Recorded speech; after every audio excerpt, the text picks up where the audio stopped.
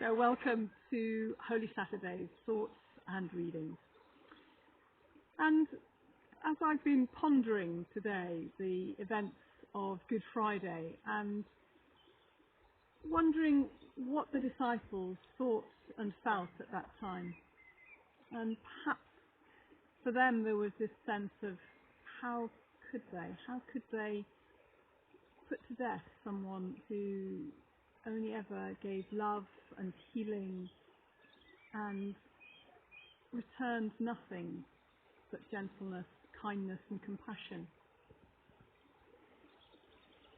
And I guess that's a question that many of us ask. How could someone behave like that?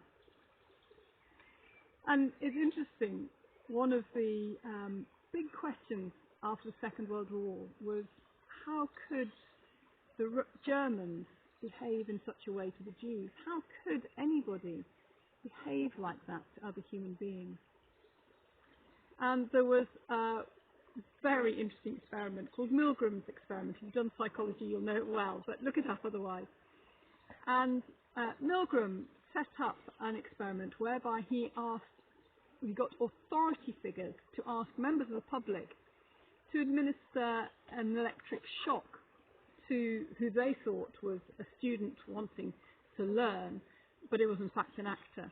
And the authority figures required the public to put up the voltage more and more and more, even to the point of it being dangerous, to being a lethal shock.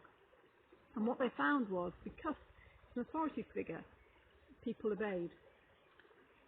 In other words, it was just the ordinary public, the ordinary person that was capable of meting out these horrors on people they didn't know, on strangers.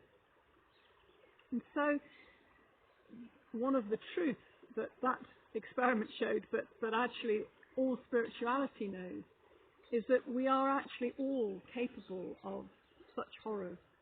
But often we can't see that in ourselves. We refuse to see that. We push it aside. We deny it. We repress it. It becomes what we might call our shadow self. And of course, what we refuse to see, what we cannot acknowledge, cannot be forgiven and healed, and just is maintained within us as a hard core of unforgiving unforgiveness. And it's only actually if we know that that shadow side can come out into the light to be graciously and mercifully received, to be forgiven and to be loved, that we dare even acknowledge that it's there. And that's really what our Eastering is about. It's about that side of us which we are all capable of, acknowledging that, knowing its truth, and knowing that there is love and forgiveness and healing. And out of that acknowledgement comes some wonderful new freedom, new release, new life can grow. And so our story for Holy Saturday, and it's from John 19.